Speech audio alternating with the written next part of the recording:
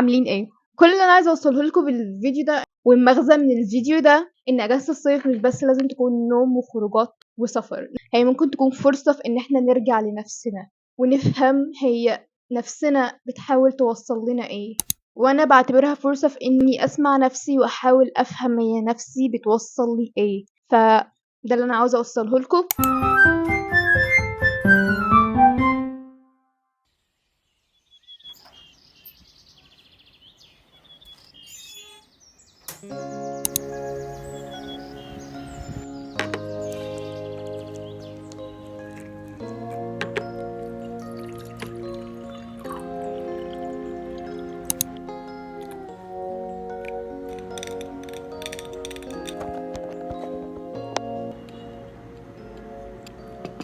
من اكتر الحاجات اللي بحبها في الصيف اني بصحى وقت ما انا عايزه، بس بصراحه انا بفضل الاوقات اللي هي بتكون بدري اكتر، بس ده مش دايما بيحصل عشان اجازه، فانا بصحى براحتي او ما افتح البلكونه والشمس كده تدخل واشم هواء حتى لو الجو حر، بحس كده ان انا بتنفس بجد، وبحس كمان ان اليوم بدأ.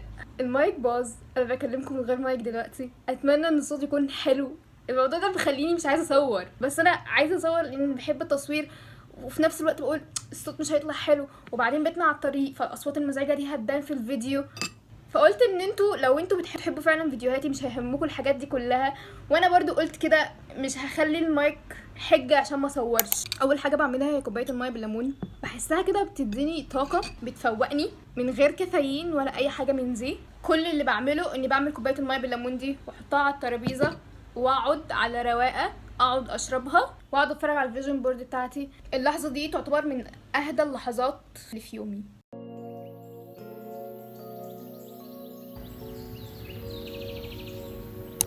يفضل ان انتوا تبداوا يومكم وانتوا باصين على الفيجن بورد بتاعتكم، لانها بتدفعك ان انت تشتغل على اهدافك وبتفيجواليز اهدافك وتركز على اهدافك اكتر، وكمان بتعمل لها مانيفستيشن لما بتقعد تبص عليها كتير. كمان انا من الناس اللي مش بتحب تصحى تجري تقوم تعمل حاجات وراها حاجات كده تقوم تجري تعملها، انا بحب ان انا اقعد ادي لنفسي وقت استوعب ان انا صحيت. اصلا الميه بالليمون دي بقت عاده في يومي، هي عاده صغيره بس فرقت معايا، فرقت في بشرتي، حسيت بشرتي بقت احلى، بقيت افوق اسرع، حسيت اللي هو انا دماغي معايا. بحاول اني ما امسكش الموبايل خالص اول ما اصحى عشان اعيش اللحظه دي على طول قبل ما ارجع لزحمه السوشيال ميديا والمجتمع والعالم اللي هو بره العالم بتاعي.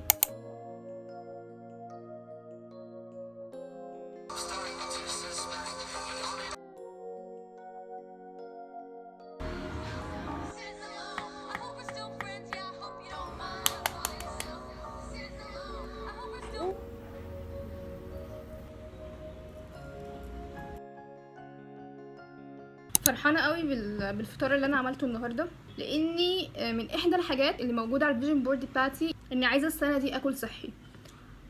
هل ده حصل بس بنسب قليله، بس انا ببدا اشتغل عليه، فعشان كده عامله النهارده فطار صحي، مع اني برضو مش بمشي عليه دايما لاني برضو الاجازه احنا بناكل كتير، بس بحاول اشتغل على الموضوع، يعني بحاول بجد ان انا اكل صحي حتى لو مش همشي عليه كده، فاهميني؟ طعمه حلو قوي بصراحه. فانا دلوقتي هقعد افطر. انا فطاري ايه النهارده؟ بيض مسلوق، انا بحب البيض المسلوق جدا، جبنه قريش، انا من وانا صغيره كنت بكره الجبنه القريش، ومن وانا صغيره دايما بلاقيها عندنا ومش بحبها، بعدين لما كبرت عرفت انها حلوه جدا، طعمها حلو جدا وكمان هيلثي جدا، بدات ان انا اغير رايي عن الموضوع. يعني دلوقتي بيض وجبنه قريش وشويه خضار عشان يكون فطار صحي متكامل. عاده وانا بفطر بقعد اتفرج على حاجه، فهقعد افطر دلوقتي اتفرج على حاجه وهرجع لكم. Because today on Habibi School to make a giant burger. Good luck. We're gonna make the biggest, tastiest, juiciest burger.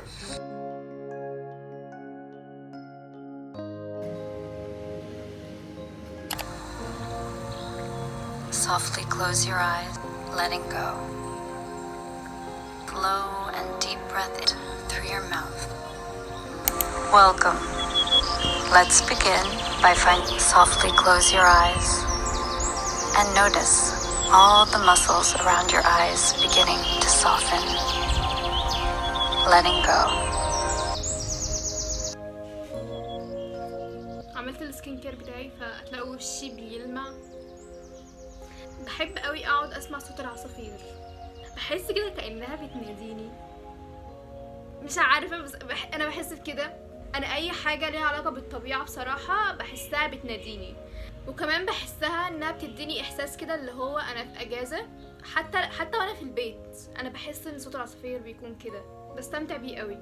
يمكن الموضوع يبان بسيط، هو اصلا بسيط، بس العادات الصغيرة دي هي اللي بتخليني ابدأ يومي بمزاج حلو.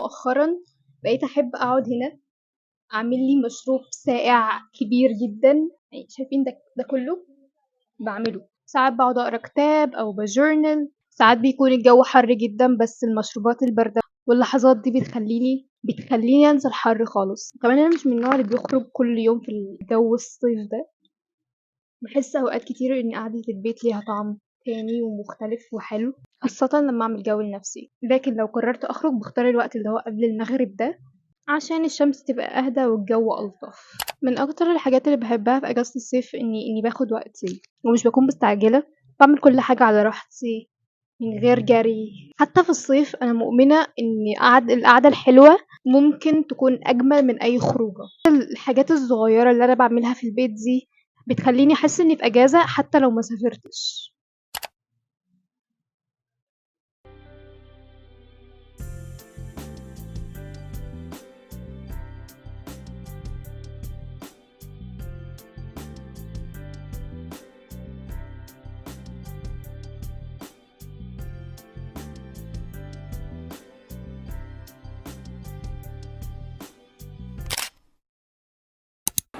جو حر جدا.